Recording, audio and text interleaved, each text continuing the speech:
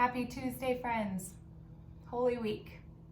I actually thought there was a special name for the Tuesday of Holy Week, but Pastor Jonathan just told me there's not.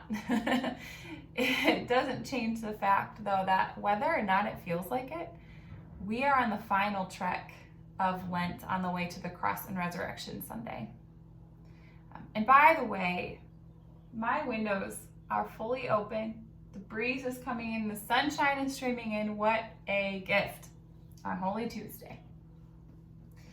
I couldn't help but think of Psalm 22 as we're here at this point in this week.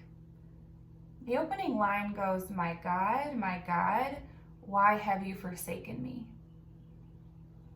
Those words sound familiar at all to you? To be honest, you might recognize those words not from this psalm, but from Jesus speaking those words on the cross, some of his last words. It's interesting because I tend to think of those words as so despairing, without hope.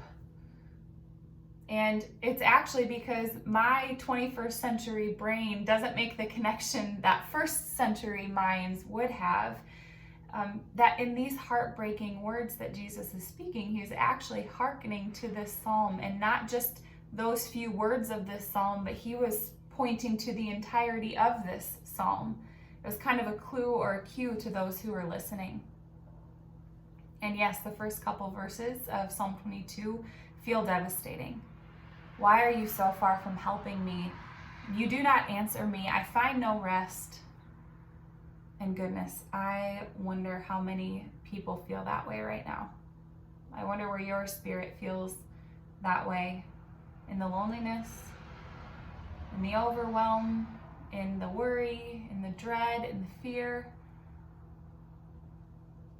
In Psalm 22, already by the third verse, there's a shift.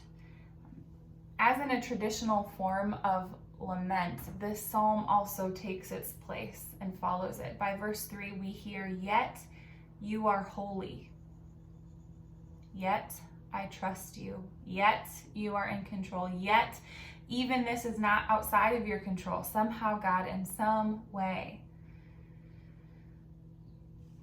When we go from there, again, something I find interesting is that the rest of this 31 verse psalm really goes back and forth between pain and trust. Showing us again, I'll point back to a previous devotion I shared on Psalm 13. With our God, pain is never the final word or the final answer. There's always both. There's always hope too. He can hold both, and we're invited to hold both. Christ, it seems, is not sitting in despair. Even he was holding both, even approaching the cross, even on the cross. It mirrors also the words that he spoke in the garden that night. "Take this cup from me, please, yet not my will, but yours be done." Even Christ during Holy Week acknowledges both. Make space to say, "Where are you? I need you. Help me." And yet also holding these words with the ones of trust to follow.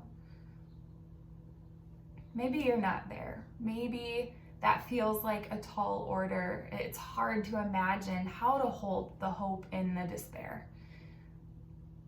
And maybe then you can call out the words from a man in the book of Mark who said to Jesus, "I believe, help my unbelief." Just be honest. No matter where you find yourself, just be honest, because you're not alone. When you read these words of Psalm 22 this week coming from Jesus' lips this time, hear his pain and hear his hope. In his hope, even he doesn't leave you alone in your pain.